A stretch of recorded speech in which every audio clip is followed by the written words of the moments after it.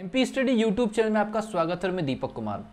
PNST analysis series के साथ में फिजिक्स के बेसिक फंडामेंटल की वीडियोस भी इस यूट्यूब चैनल पर लगातार अपलोड हो रही है।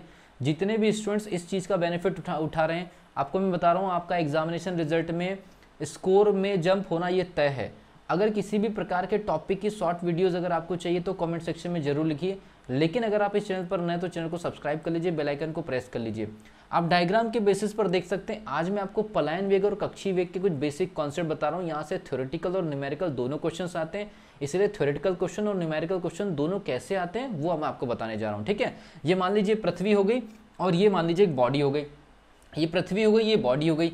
ये देखिए इस बॉडी को किसी भी डायरेक्शन में, चाहे इस डायरेक्शन में फेंकिए चाहे इस डायरेक्शन में फेंकिए, अगर इसको हम पलायन वेग से फेंक दें तो ये दोबारा पृथ्वी के गुरुत्वाकर्षण क्षेत्र में नहीं आएगी। अगर मान लीजिए किसी भी डायरेक्शन में, चाहे इस डायरेक्शन में, चाहे इस डायरेक्शन में या इस डायरेक्शन में, किसी भी डायरेक्शन में फेंक दीजिए, अगर वो पलायन वेग से अगर निकल रही होगी तो वो बॉडी दोबारा पृथ्वी की सरफेस पर कभी नहीं आएगी। और उस कंडीशन में पलायन वेग की जो वैल्यू होती है वो होती है 11.2 किलोमीटर पर सेकेंड। ये होता है पलायन वेग का वैल्यू। लेकिन पलायन वेग का जो कॉन्सेप्ट है वो कौन सी ऊर्जाओं से आता है, तो मैं आपको बता दूं, वो आता है आपका गुरुत्वीय स्थितिज ऊर्जा। याद रखिए, वो आता है आपका कॉन्सेप्ट गुरुत्वीय स्थितिज ऊर्जा और बॉडी की गतिज ऊर्जा।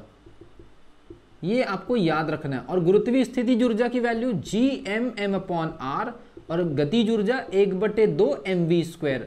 तो ये जो पूरा का पूरा जो कैलकुलेशन बनता है, ये पूरा का पूरा जो कैलकुलेशन बनता है, ये पृथ्वी की सरफेस के लिए यही आपका 11.2 किलोमीटर पर सेकंड होता है। कई बार क्वेश्चन ये पूछा गया है कि पलायन वेग के कैलकुलेशन में कौन से दो प्रकार की एनर्जी को हम इक्वल रखते हैं, तो एक आपकी गुरुत्वीय स्थितिज ऊर्जा और गतिज ऊर्जा को इक्वल रखते हैं, और गतिज ऊर्जा में जो वेग आता है वही आपका पलायन वेग होता है।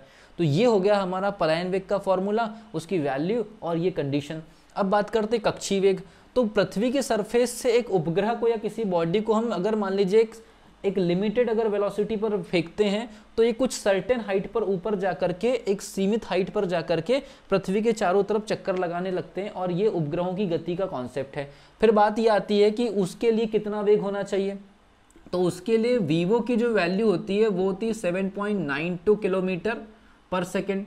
फिर बात आती है कि ये वाला जो वेग है इनका किस चीज से संबंध है, तो इनका जो संबंध है अभिकेंद्री बल के साथ में गुरुत्वाकर्षण का है। तो सबसे पहली चीज तो आपको ये याद रखना है, अभिकेंद्री बल इज इक्वल टू गुरुत्वाकर्षण बल। तो ये हो जाएगा आपका mv²/r और ये हो जाएगा आपका Gmm/r²। उसी को लेकर के v की जो वैल्यू आती है वो आती है हमारी Gm/r। इसी को आगे जाकर के √gr कह देते हैं। इसमें जैसे v इज इक्वल टू कितना हो जाएगा √2gr। तो यही वाली वैल्यू होती है। तो इसमें क्वेश्चन पूछा जाता है कि कौन से दो बलों की वजह से कौन से दो बलों की वजह से कक्षीय वेग का निर्माण होता है, तो आपका अभिकेंद्री बल सेंट्रीपिटल फोर्स और दूसरा आपका गुरुत्वाकर्षण बल। तो अभिकेंद्री बल गुरुत्वाकर्षण बल की वजह से कक्षीय चाल या कक्षीय वेग, और गुरुत्वीय स्थितिज ऊर्जा और गतिज ऊर्जा की वजह से पलायन वेग। वैल्यूज मैंने बता दी, इनके फॉर्मूलेज बता दिए। टोटल 6 से 7 टाइप के क्वेश्चन इस पर्टिकुलर टॉपिक में आपके कवर होगा एक छोटी सी वीडियो में। किसी भी टॉपिक पर अगर आपको वीडियो चाहिए तो कमेंट सेक्शन में लिखिए। तब तक के लिए wish you all the best.